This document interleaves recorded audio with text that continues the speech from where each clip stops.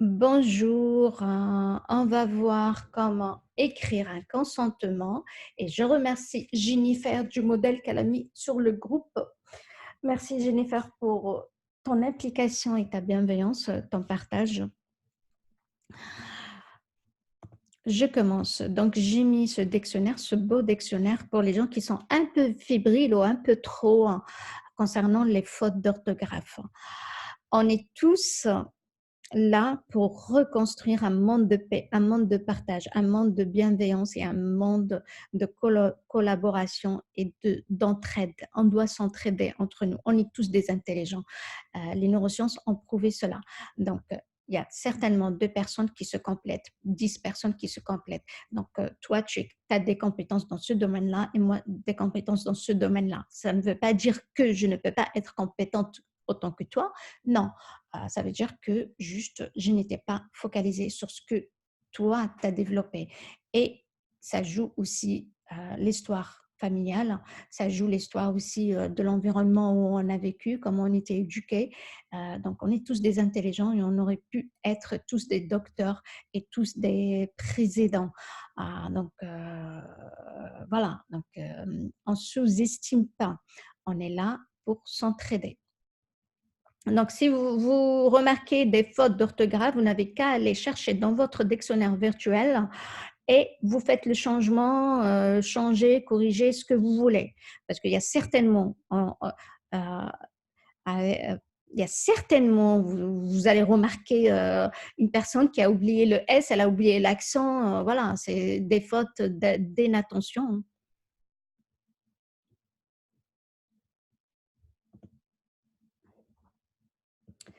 Bon, j'ai été informée par madame, vous citez madame qui? Nom, prénom, vous-même, coach bien-être en utilisant les ventouses ou bien en utilisant la thérapie naturelle, ou bien coach ou bien praticienne en ventousothérapie certifiée, du champ d'application de la ventousothérapie, de la pratique de capping thérapie. C'est à vous d'être créatif là. Là où vous remarquez qu'il y a du jaune, il y a des pointillés, des pointillés jaunes, des points jaunes, appelez ça ce que vous voulez. C'est là où j'attire votre attention pour vous dire, c'est là où vous devez être créatif, c'est là où vous devez mettre des expressions qui vous correspondent le mieux à vous pour que quand vous vous présentez, quand vous faites votre pitch, vous vous sentez vraiment aligné avec vos valeurs, vraiment aligné avec la passion que vous aimez faire. Donc, c'est très important. Et aussi que employer des expressions qui ne sont pas contre vous, qu'ils ne sont pas mentionnés autre part. Par exemple, il y a des mots qu'on ne peut pas les utiliser, ils sont appropriés aux médecins. Et je donne mon plein consentement à recevoir des séances de ventousothérapie ou bien de relaxation de bien-être avec les ventouses. Je suis consciente que les résultats varient et que la praticienne ci-dessus ne peut légalement garantir de résultats. Attention là, parce qu'il y a des gens, pour eux, ils viennent, voilà, ils croient que c'est la magie, la ventosothérapie, ils attendent vraiment des résultats. Après, ils sont déçus, ce qui fait que quand ils sont déçus, ils vont vous attaquer. J'ai pris également connaissance que la coach ou la praticienne, elle n'est ni médecin, ni gynécologue, ni kinésithérapeute, ni vous marquez tout ce qui vous passe par la tête. Vous le marquez. Elle ne fait donc pas de diagnostic, ne soigne pas et ne guérit pas. Les consultations sont données dans le cadre d'une démarche de bien-être à l'exclusion de tout objectif médical ou paramédical. J'ai mis ou paramédical parce qu'on sait bien que la plupart de nous, on ne fait pas du corps médical hein, ni paramédical. Donc, la plupart, voilà, ils sont autres que des infirmiers. Ils ne peuvent en aucun cas se substituer à un avis médical. Ces séances ne dispensent en aucun cas de consulter un professionnel de la santé. Chaque fois que cela est nécessaire, seul un médecin peut me poser des diagnostics et lui seul est habilité à prescrire, modifier ou supprimer un traitement médical. J'ai été informée que toute question relevant du domaine médical est à poser à mon médecin traitant à tout moment et dans nos intérêts respectifs. La praticienne se réserve le droit de m'orienter vers un professionnel du corps médical. C'est les séances qu'elle me propose, c'est les séances de ventosothérapie ou du tapping thérapie proposées ne me sont pas adaptées. Donc, je pense que c'est clair là. Si vous avez des questions, il n'y a pas de souci de revenir vers moi. Je suis consciente et je comprends que dans certains cas, il peut être nécessaire pour la praticienne de toucher respectueusement mon corps, que ce soit mon ventre, mon doigt, ma main, les épaules. Voilà, c'est à vous d'être créatif là selon ce que vous faites. Parce que, attention, le fait de poser, de poser votre main sur le cœur de quelqu'un, ça relève du corps médical. Donc, normalement, même vous, les infirmiers, si vous retournez un peu en arrière dans l'histoire des infirmiers, vous allez retrouver qu'ils n'avaient même pas le droit de faire une seringue à un malade. Donc, ce qui fait que les infirmiers se sont battus pour obtenir ce droit-là. Donc, ça, c'est important. Même les praticiens en hypnose, les sophrologues, les praticiennes de PNL, de développement personnel, on demande toujours la permission de poser notre main sur la cliente. Et, parce qu'il y a des clientes qui ne veulent pas. Donc, il faut toujours demander l'autorisation. Si elle ne veut pas, on va trouver un autre moyen. Mais dans votre cas, ventosothérapie, vous êtes obligé. Donc, vous êtes obligé de mentionner cela pour m'aider à retrouver un état de relaxation. Je donne la permission et mon consentement à la praticienne de le faire afin de m'aider à établir un état bénéfique de relaxation.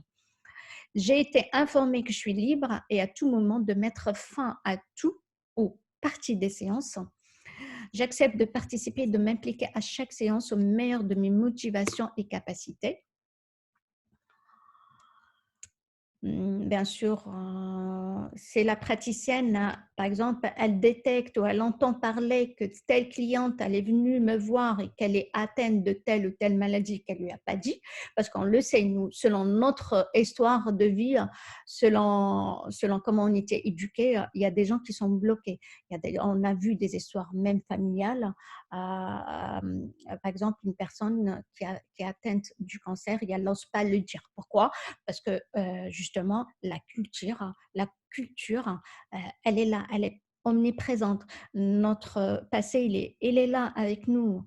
Donc, il y a des gens, par exemple, quand on entend parler, ah, elle est tombée malade, directement, on lit ça, ah, c'est parce qu'elle m'a fait du mal, elle a fait mal tel, tel, tel, et bien l'univers ou bien le bon Dieu, il l'a récompensé, donc en lui donnant la maladie. Euh, c'est pas humain, mais bon on ne rentre pas dedans. Donc, ce qui fait, il faut prendre ça en considération. La personne qui va venir vous voir, elle ne va pas vous dire tout ce qui la concerne, surtout si elle vous connaît, surtout si elle fait partie de la famille ou des copains et des copines.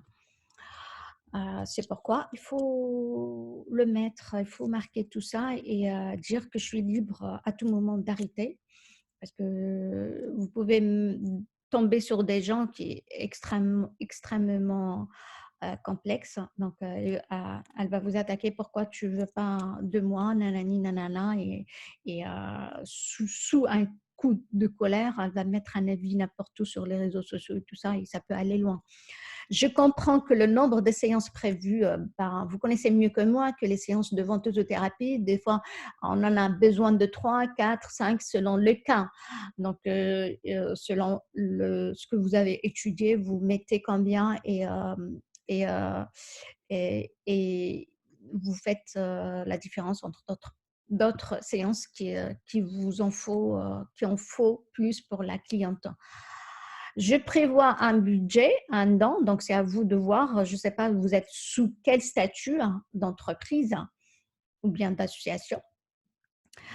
Voilà, donc je prévois un budget ou un don en conséquence. J'ai fourni à la praticienne ou la coach ou je sais pas, la praticienne d'ontosothérapie, relaxologue, c'est à vous de voir toutes les informations me concernant afin de garantir le bon déroulement des séances. Je comprends que toutes les informations concernant mes séances restent confidentielles et sont couvertes par le secret professionnel. Cette même confidentialité est respectée lors de tout travail avec des mineurs de moins de 18 ans sans 18 ans sous le consentement de leur tuteur légal. N'oubliez pas les enfants parce que vous avez quand même l'habitude de recevoir les enfants. Donc, les enfants aussi, il faut un consentement euh, de la part de leurs parents. Là, quand j'ai mis confidentiel, ils sont couverts par le secret professionnel, il se peut que vous-même, enfin, vous êtes pas lancé en tant qu'auto-entrepreneur, donc ça, c'est pas professionnel. Peut-être vous le faites que pour votre famille et la famille ne faites pas vraiment confiance. Donc, même mon cousin, ma cousine, demain, elle peut m'attaquer. Hein, donc, quand on est dans les problèmes, on ne connaît ni papa, ni maman, ni frère, ni soeur, ni rien du tout. Donc, il ne faut pas vraiment euh, prendre confiance en vous à 1000% et dire non, mais ma famille ne va pas retourner contre moi. Donc, vous pouvez mettre, si vous n'êtes pas déclaré, c'est-à-dire que vous ne le faites que dans le cercle familial, c'est bien aussi de faire un consentement et de dire ils sont couvertes par le secret de bénévolat. C'est à vous d'être créatif. Voilà. Donc, les enfants, j'en ai parlé, il ne faut pas oublier que pour eux aussi, il faut un consentement. Vous êtes conscient et tout à fait d'accord avec les termes et conditions de la séance spécifique ci-dessus. Ce formulaire recueille votre nom, email, adresse postale. J'ai mis adresse postale parce que ça, c'est important. Notre mentor, qui est expert, c'est un ancien directeur d'une banque en Suisse, il nous a dit une facture sans adresse postale, ça vaut rien. Demain, vous ne pouvez vous n'avez pas, vous avez pas vraiment l'assurance que vous êtes à l'abri des problèmes. Demain, c'est la personne, la cliente, elle change son nom, elle change son mail, elle a perdu son mot de passe, elle change son portable. Comment vous voulez la rejoindre? Donc, il n'y a pas de solution. Donc, il faut vraiment l'adresse postale. Même si une personne, si vous êtes en entreprise, elle ne vous paye pas, vous avez au moins une adresse postale pour l'attaquer. Donc, ça, c'est important. Et le numéro de portable, parce que j'ai oublié de le mettre, c'est pas grave, afin que nous puissions vous fournir le meilleur service et, attention, pour plus d'informations et être informés de nos nouveautés. Parce que là, quand vous accumulez les noms, les emails, le portable, ça c'est sûr que le jour, on le fait souvent, quand il y a une praticienne qui veut par exemple, elle voit que lundi prochain, elle est libre, elle peut être dans le cabinet, donc on envoie des SMS. Ça, c'est attention, il y a une loi qui couvre les clients. Et cette loi, c'est la loi RGPD. P, hein? Là, c'est P, hein? Là, je me suis trompée, hein? Je sais pas, j'ai pas fait attention. C'est un P, les amis, c'est pas un B. Donc, je l'ai dit, hein, n'essayez pas de faire, comment dirais-je, je peux pas corriger tout de suite, hein, je corrigerai plus tard. Donc, c'est la loi qui est passée pendant l'été. Elle couvre vraiment les clients qui vous ont fourni leur mail. Donc, il faut toujours avoir le consentement de la personne que tu peux la contacter pour être informée de tout ce qui est nouveau euh, dans votre cabinet. Hein, parce qu'aujourd'hui, même les médecins, ils sont appelés aujourd'hui à mettre à jour leur diplôme tous les 5 ans. Nous aussi, les praticiens PNL, le développement personnel, il y a toujours, chaque jour, il y a des recherches en neurosciences. Chaque jour, il y a des découvertes. Donc, on doit être à jour dans nos informations, à jour dans nos services qu'on propose à la clientèle. Donc, c'est important de faire de faire attention sur ça parce que aujourd'hui, on est obligé de même déclarer à la CNIL la liste des mails qu'on a. Et en plus, c'est la liste des mails que j'ai. Ça fait 3 ans, les gens, ils ne me répondent pas. Ça fait 3 ans, ils ne sont pas actifs. Ces clients, je dois les effacer de ma base. Ça, c'est la loi.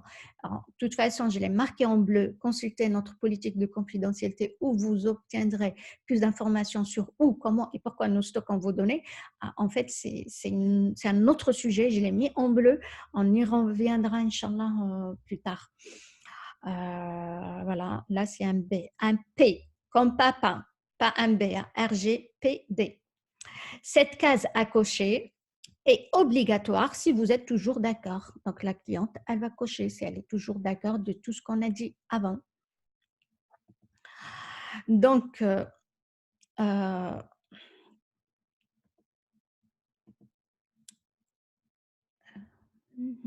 a fait celle-là, celle-là on l'a fait. Toutes les informations. Bon, j'y vois pas mon écran.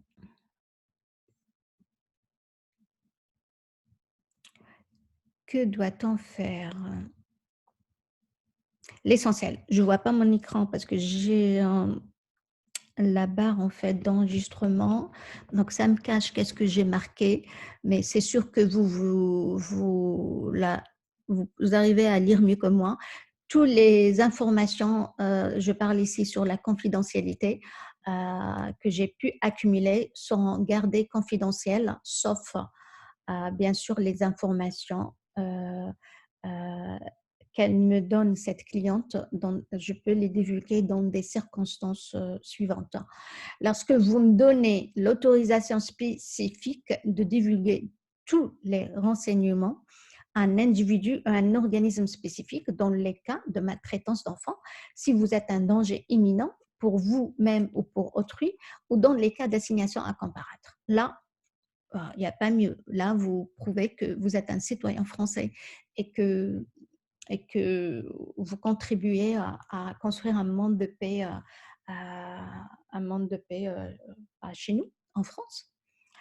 De temps à autre, je demande aussi conseil à d'autres collègues, on le fait tout le temps, hein, à d'autres collègues, mais dans ce cas, les bénéficiaires ne sont pas identifiés par leur nom. Donc, j'ai oublié leur nom, leur et nom SS. C'est pas grave, hein, on ne fait pas attention sur ça, hein. Le plus important, c'est le contenu, la valeur que ce PowerPoint vous apporte. Donc, les bénéficiaires ne sont pas identifiés par leur nom. Votre accord ci-dessous me donne la permission de demander de tels conseils liés à votre cas. On est tous passés par là. J'ai une cliente et je vois que cette cliente elle a un tel problème dans un autre domaine que je connais, mais je n'ai pas assez de compétences ou bien je n'ai pas assez de temps pour m'occuper d'elle. Donc, il n'y a pas de mal de parler, de lui recommander une copine à moi, une autre praticienne, ou bien que moi, je demande conseil à cette praticienne. J'ai telle personne, mais sans dire le nom ni prénom, que dois-je faire avec elle, quelle technique je dois utiliser avec elle. Donc, ça arrive. Parce que des fois, ça nous arrive tout le temps, hein. On parle avec une personne, elle nous parle d'une troisième personne et après on se rend compte qu'on connaît cette personne-là. Et du coup, hop, on se sent mal. Comment ça se fait? Elle a parlé de mon problème, de mon souci à elle. Et c'est là où on se met à l'écart et on commence à critiquer. Voilà, donc là, vous serez tranquille. Les frais et paiements. Là aussi, vous devez être clair en fait sur les frais et les paiements. Les frais et modalités pour la thérapie en question. Vous marquez comment vous voulez appeler votre thérapie. La thérapie naturelle ou bien ventosothérapie ou bien la relaxation avec les ventouses sont indiquées à la page ou bien peut-être que vous les avez communiquées par téléphone ou bien par SMS ou bien sur votre page Internet. C'est selon votre fonctionnement à vous. Les paiements des séances est dû à la fin de chaque séance. Il est de votre responsabilité de vous renseigner sur toutes les possibilités de remboursement par votre mutuelle complémentaire santé. Donc là, vous les responsabilisez. C'est à elle d'aller chercher. Déjà, ça vous économise beaucoup de temps au lieu qu'elle vous appelle. Oui, mais pourquoi c'est pas pris en charge? Mais comment je peux faire et tout ça et tout ça. Donc c'est à elle d'aller se renseigner et aussi ça va la motiver ou pas ou la démotiver de venir vers vous. Peut-être les autres services, on va lui poser la question, oui, mais tu sais que c'est pas bien de le faire, nanani, nanana. Donc déjà, vous êtes en train de faire les tri dans vos clients. Voilà, les clients qui sont trop bavards ou bien qui créent beaucoup de problèmes, vous en avez pas besoin. Euh, il faut toujours travailler avec des clients de haut de gamme et pas bas de gamme, parce que les bas de gamme qui vous négocient le prix, qui dit oui, mais moi je veux 30 minutes, je veux 45 minutes, l'autre tu as fait 1 heure, on en voit de toutes les couleurs. Hein. Franchement, mon expérience avec ça m'a beaucoup enrichi. Donc sur ce côté-là, donc vous aurez de différents clientes hein, avec différents problèmes, ceci. Donc, vous êtes obligé de vous couvrir, de vous protéger. Et dû à la fin de chaque séance. Donc, vous les responsabilisez, voilà. Hein. Comme j'ai réservé notre temps de rendez-vous pour vous, et de ma politique de faire payer pour les annulations reçues moins de 24 heures à l'avance, sauf si nous sommes en mesure de reporter la séance la même semaine ou durant la même semaine. Donc, afin d'éviter le recours à une agence de recouvrement, un chèque de caution, vous mettez votre chiffre que vous voulez. Euh, et bien sûr, si vous êtes vraiment en entreprise déclarée, tout ça, et demandez dans le cadre du contrat ou de l'engagement qu'on a pris ensemble ou du suivi. Parce que la première séance, ça c'est sûr, vous allez papoter un petit peu, savoir c'est quoi le problème. Et vous allez mettre un plan d'action.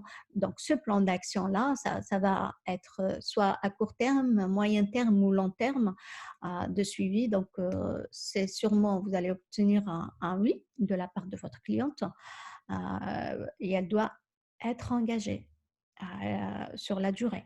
Donc, seulement lorsqu'un suivi a été mis en place suite à votre demande. Bien sûr, suite à votre demande, parce que c'est interdit, et c'est interdit par la loi de vous proposer les filles, ou bien vous les hommes, je sais, dans le groupe, on a des hommes, de vous proposer être au service de la personne. Par exemple, je suis dans le bus, je suis à RER ou n'importe où, et une personne qui me parle de son mal-être. Je n'ai pas à lui dire ah, je suis praticienne en tel, viens, je te fais une séance. Non, on lui parle de telle thérapie. Voilà. Maintenant, vous êtes libre. Hein. Il y en a partout sur le marché, il y en a partout en France hein, ou autre.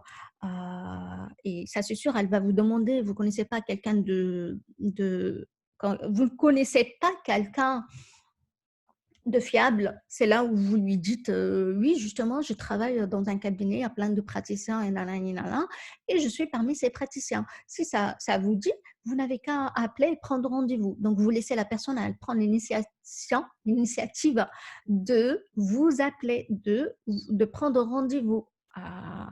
C'est-à-dire, elle est vraiment motivée en plein gré. Ce n'est pas nous qui la poussons. Donc, c'est à elle de réfléchir et de prendre rendez-vous. On n'a pas c'est marqué là dans la loi de déontologie qu'on s'impose pas. En cas du non-respect de la règle d'assiduité précisée ci-dessus, ce chèque sera encaissé.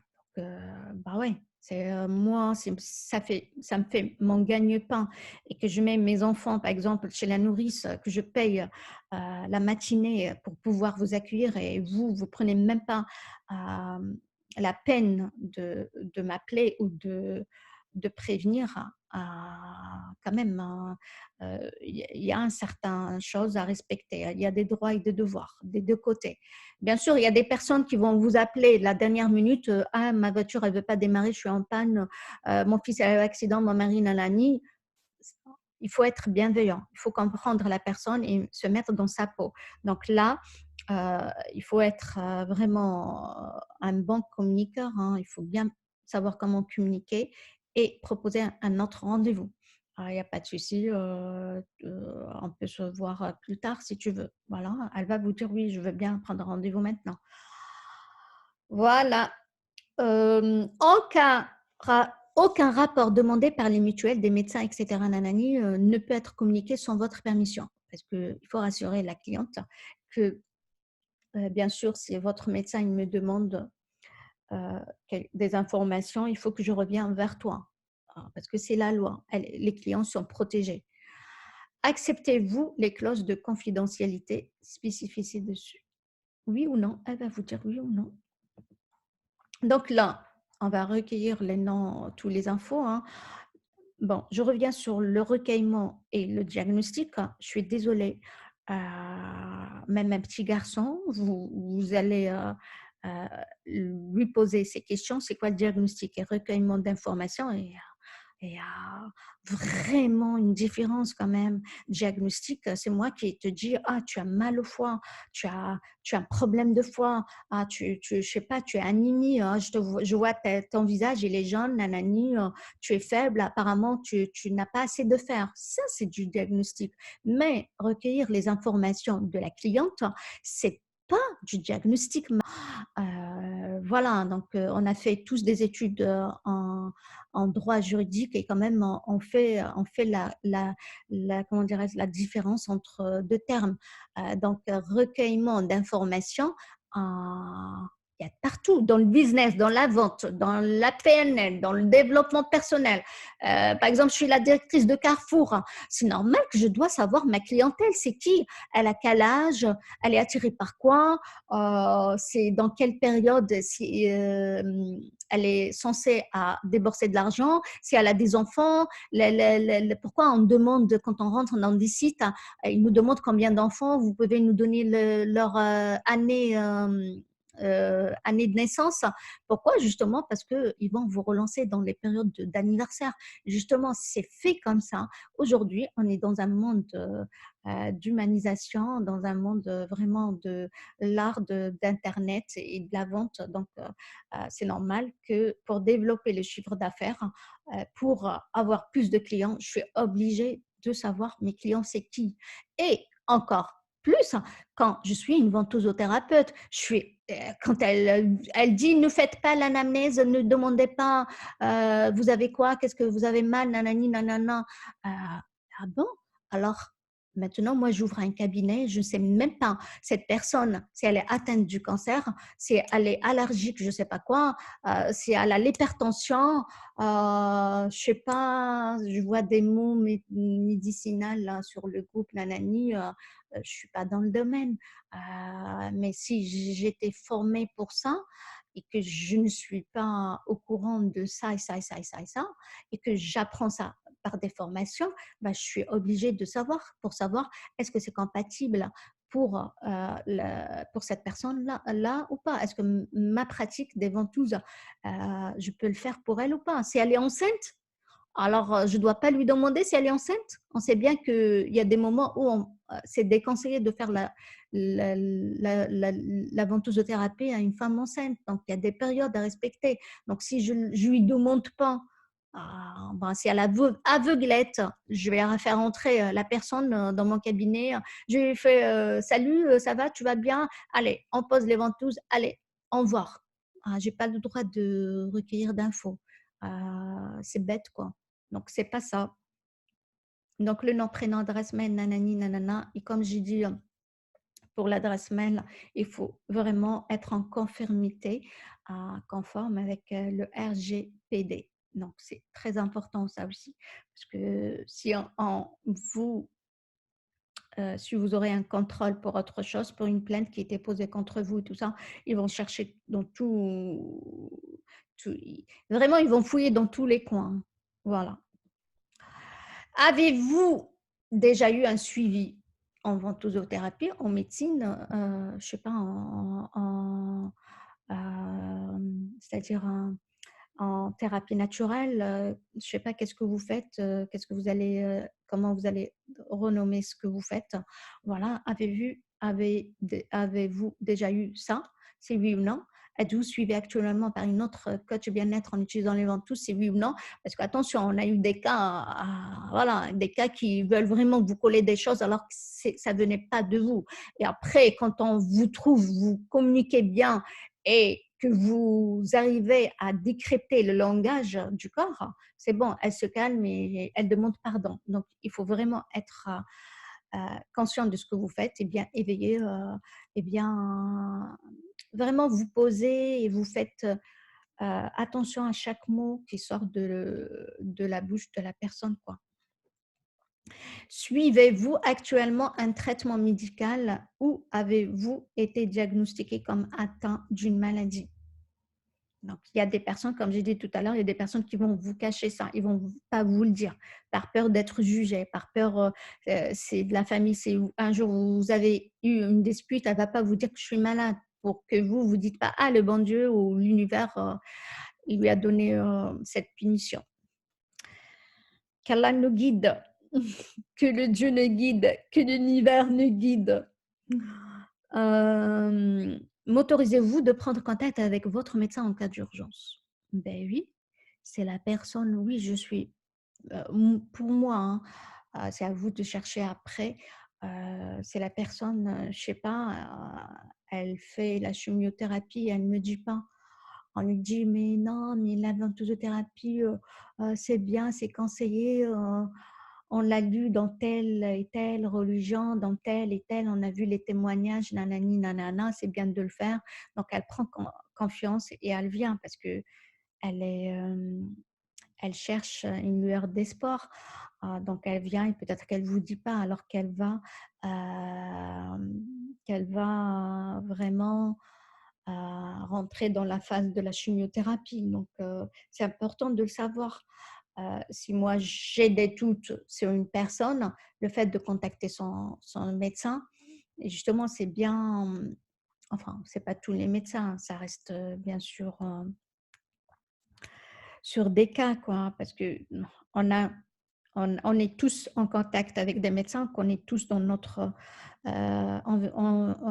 entourage, dans nos connaissances des médecins qui nous connaissent et tout ça, et qu'on peut, qui sont vraiment, euh, qui se tiennent vraiment cette pratique, hein, et qui nous envoient des clientes.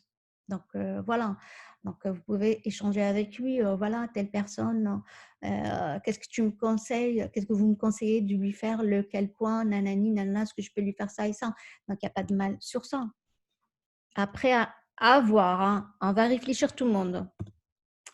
Décrivez la situation pour laquelle vous me sollicitez. Quand et dans quelles circonstances est-ce arrivé?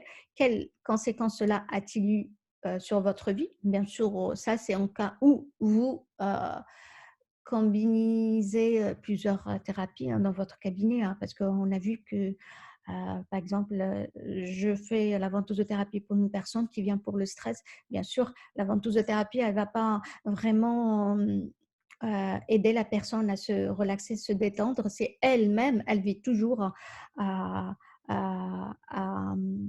avec ses problèmes. Donc, ces pensées négatives, ils sont là.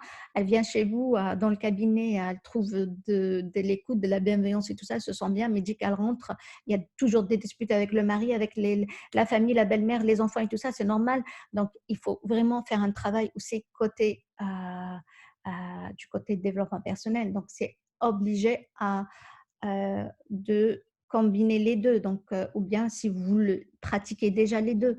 Donc, c'est bien de savoir pourquoi la personne, elle est comme ça. Donc, ça relève du bien-être et surtout pour arriver à savoir est-ce que vraiment sa douleur, son mal-être, c'est du côté des muscles ou autre chose. Quel autre type de thérapie naturelle avez-vous déjà suivi? Parce que il y a des gens, par exemple, elle va faire une autre thérapie en parallèle que vous et c'est déconseillé peut-être. Ou bien il y a des gens qui vont faire une fantosothérapie autre part et qu'elle vient avec des énormissimes cicatrices et elle vous prend la tête à vous. Donc là, il faut vraiment poser la question, tu l'as fait avec qui? depuis quand il lui expliquait que normalement, la ventosothérapie, elle ne fait pas ça, hein, c'est pas des énormissimes cicatrices. Et voilà, c'est ce qui fait déclencher la lumière sur la plupart. Rappel, la ventosothérapie ou la thérapie naturelle avec les ventouses en elle-même n'est pas une solution magique, même si dans le contexte approprié, ces effets peuvent effectivement sembler être magiques et à bien améliorer l'état physique et psychologique de milliers de personnes. Personnellement, je ne croyais pas du tout avant. Et à partir où j'ai commencé à recevoir des messages de remerciements, surtout concernant la fertilité, waouh, c'est là où j'ai commencé à y croire. Et le jour où j'allais faire la formation d'éducation bienveillante, je lui dis, Nassima, je ne peux pas venir, il faut vraiment annuler, je n'ai pas de médicaments, la pharmacie, elle est fermée. Elle me dit, non, non, non, viens, viens, ne t'inquiète pas, il y a tout. Je m'attendais à décomprimer. Ah bah, elle m'a fait la ventouse sèche, comme ça. Et j'ai c'était magique. La douleur, elle est partie et c'est à partir de là où j'ai commencé à faire des séances, pour la ventosothérapie. Je l'ai fait autre part avec une autre institut et ça j'ai fait que 2 séances et ça m'a beaucoup soulagée, ça a beaucoup amélioré mes migraines. Le pouvoir de la magie d'atteindre un état de relaxation et de bien-être sont en vous. Ce n'est ni la ventosothérapie toute seule qui vous permettra un résultat, mais c'est plutôt la thérapie naturelle avec les ventouses combinée à vos ressources intérieures. Parce que c'est les croyances, moi, je n'y crois pas à ta ventosothérapie, je ne crois pas aux médicaments qu'on me donne, je ne crois pas aux médecins, je ne crois pas à la relaxation, tout ça. Comment vous voulez obtenir un résultat? Ce n'est pas possible. Aujourd'hui, en neurosciences, c'est prouvé que tout ça combiné ensemble fait que vous allez obtenir un résultat satisfaisant. Le traitement de votre médecin et votre engagement profond d'améliorer votre état qui feront que votre bien-être sera satisfaisant. Donc, les croyances, ça joue un grand rôle. Faites attention sur les croyances. Acceptation des termes de ce contrat. Bien sûr, si vous envoyez votre consentement par mail, donc la personne va cliquer dessus en signant électroniquement. Et si vous le faites signer dans le cabinet, vous n'avez qu'à lui donner le remplir avec son stylo. Je signe électroniquement ce document et confirme que j'ai pris connaissance de toutes les informations fournies sur ce document. J'ai oublié le 2. Et voilà, voilà. Donc, si vous avez des questions, n'hésitez pas. Ce que je voulais dire, c'est que dans toute ma carrière, moi, ce que j'ai remarqué, c'est que le droit, dans sa dimension économique, sociale ou autre, euh, constitue vraiment un fil rouge entre tous les métiers qu'on peut avoir. Et garder une véritable cohérence, c'est vraiment c'est un fil directif en fait entre toutes les activités que vous pouvez entreprendre et, et faire attention quoi. Voilà, donc je vous remercie. N'hésitez pas à faire à poser vos questions. Hein. Assalamu alaikum. Au revoir.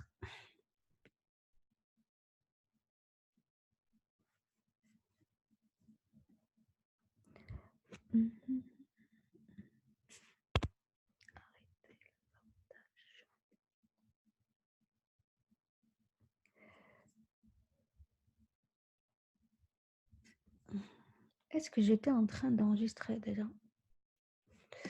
Oui.